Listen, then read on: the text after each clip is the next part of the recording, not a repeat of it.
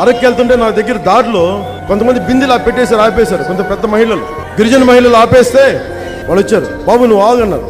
ఏమ్మా ఇక్కడ ఆపారంటే ఏం లేదు, నేను చూద్దాం, నువ్వు ఒకసారి మా బాధలు చూస్తావని అంటే సరే నన్ను లోపల తీసుకెళ్లారు. 7 కిలోమీటర్ల లోపల తీసుకెళ్లారు.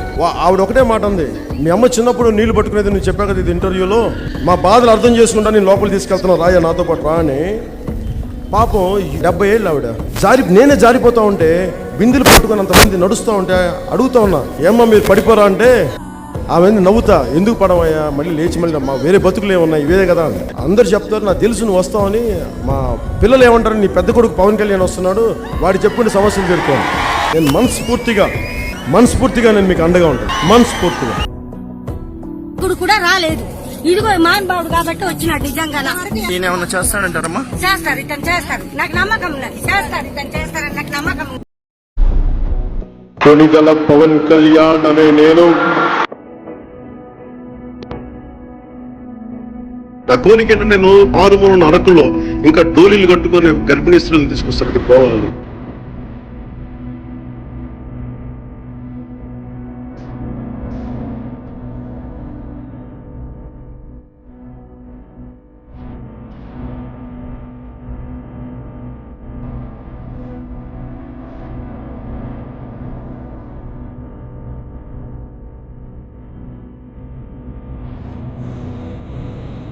గిరిజన ప్రాంతాల్లో డోలీ మోతలు లేకుండా రహదారులు ఉండాలన్నదే ప్రభుత్వ లక్ష్యమని ఉప ముఖ్యమంత్రి పవన్ కళ్యాణ్ అన్నారు. పీఎం జన్మన్ పథకంతో పాటు ఉపాధి హామీ, ఉప ప్రణాళిక నిధులు కలిపి 1005 కోట్లతో గిరిజన ప్రాంతాల్లో రహదారుల నిర్మాణం చేపట్టినట్లు అధికారులు వివరించారు. అదేవిధంగా ఈ రోజు చూస్తా ఉన్నారు, గత 2 సంవత్సరాల్లో అంటే దశాబ్దాలుగా కొండల్లో అదేవిధంగా అడవుల్లో అభివృద్ధికి దూరంగా ఉన్నటువంటి గిరిజన ప్రాంతాల్లో కూడా రోడ్లు పడతా ఉన్నాయంటే ఈరోజు పవన్ కళ్యాణ్ గారు సమర్థవంతంగా ఆ ప్రోగ్రామ్ ని ఉపయోగించుకోబట్టి మాత్రమే ఇవన్నీ జరిగినాయి.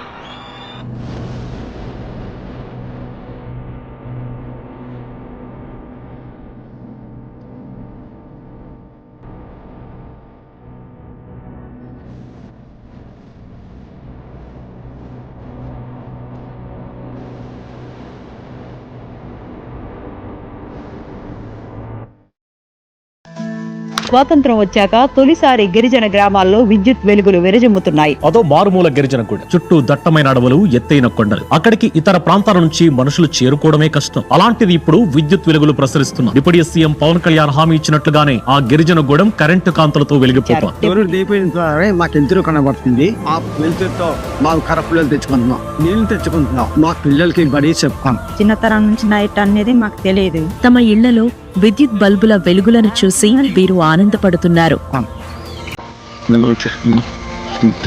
కరెంట్ వస్తే మాకు ఎంతో సంతోషంగా ఉంది.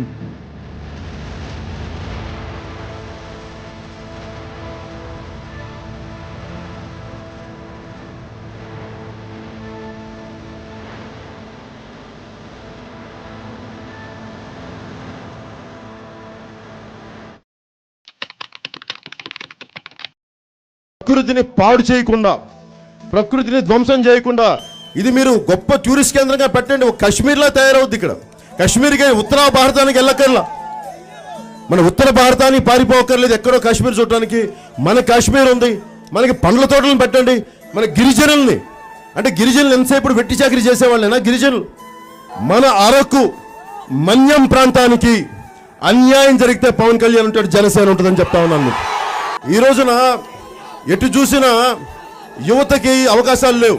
బయట పేపర్లు ఏమొస్తుంది, పాడేరు యువత, అరకు యువత ఎక్కువ మంది ఏం చేస్తున్నారు, కూర్చోబెట్టి గంజాయిలకి వెళ్ళిపోతున్నారని చెప్పి ఒక తప్పుడు ప్రచారం చేస్తా ఉన్నారు. పాడేరు దగ్గర నుంచి మనకి ఎక్కడ వచ్చినా సరే యువతరానికి ఇప్పుడు ప్రతిసారి ఏమంటారు, గంజాయి సాగు యువత వెళ్ళిపోతున్నారు సార్ అంటారు.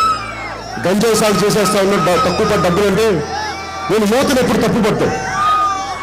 మీరు ఉద్యోగ అవకాశాలు కల్పించకపోతే, మీరు అడ్డగోలుగా దోపిడీ చేస్తూ ఉంటే, యువతకి ఉపాధి అవకాశాలు కల్పించి మీరు ఎలా బతికేది? ఎలా